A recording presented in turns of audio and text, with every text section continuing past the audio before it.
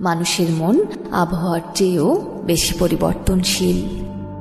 মনের শক্তি ফুরিয়ে নিঃশেষ হয়ে গেলে দেহের শক্তি যতই প্রবল হোক না কেন, মানুষ তখন আর মানুষের মতো করে বাঁচতে পারে না। কিছু মানুষের মনে মন থাকে না, মানুষ ঠকানোর নিখুঁত ফাঁদ থাকে। মানুষ মানুষের আচরণ দ্বারা মনে জায়গা নেয়, আবার আচরণ দ্বারাই মন থেকে উঠে যায়। মনের দূরত্ব যখন বেড়ে যায় তখন কাছাকাছি থেকেও যেন একে অপরের অচেনা হয়ে যায়। আপনি যদি আপনার শরীরকে সুস্থ রাখতে চান তবে আপনার মনকে সুস্থ রাখতে শিখুন, এবং আপনি যদি আপনার মনকে সুস্থ রাখতে চান তাহলে আপনার চিন্তাকে সুস্থ রাখুন। আপনার মনই আপনার আসল শক্তি। এতে আসা চিন্তাগুলো প্রতি মুহূর্তে আপনার জীবনকে রূপ দিচ্ছে। অনর্থক চিন্তায় আপনার মনের শক্তিকে নষ্ট করবেন না।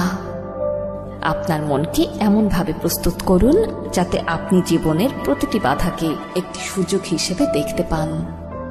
আমরা আমাদের মনের উপর যত বেশি চাপ দেব তত বেশি আমরা নিজেদেরকে আঘাত করব। পাখিকে তার খাঁচা থেকে সরানো জরুরি, কিন্তু তার চেয়েও গুরুত্বপূর্ণ হলো তার মন থেকে খাঁচাটি সরিয়ে ফেলা। দুঃখ মনের ফসল, যত ভাববে ততই বাড়বে।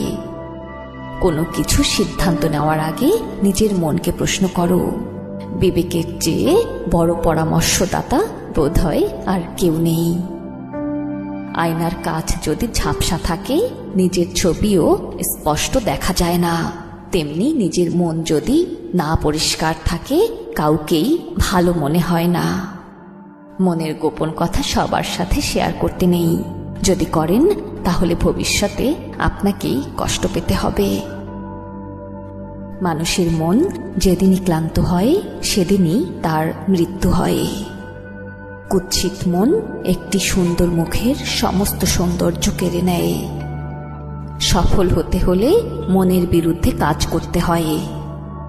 পৃথিবীতে অনেক কিছুই নিয়ন্ত্রণ করা যায়, কিন্তু মনকে নিয়ন্ত্রণ করা যায় না। আর মনকেই যদি নিয়ন্ত্রণ করা যেত তাহলে দুঃখ কি জিনিস তা মানুষ কখনোই বুঝত না। দোষ, গুণ, ভুল ভ্রান্তি মিলেই মানুষের জীবন। অন্যকে ক্ষমা করার মতো মহৎ মন প্রত্যেকের থাকা চাই। মন অনেক কিছুই চাইবে, কিন্তু তা বিবেক দিয়ে বিচার করবে। তাহলেই তুমি বুঝবে কোনটা তোমার করা উচিত আর কোনটা করা উচিত নয়। কেউ সময় অপচয় না করলে কম বয়সী মনটাও অনেক বড় হতে পারে। তুমি যদি মনের সজীবতা ধরে রাখতে চাও তাহলে সবকিছুকে সহজভাবে গ্রহণ করতে শেখো।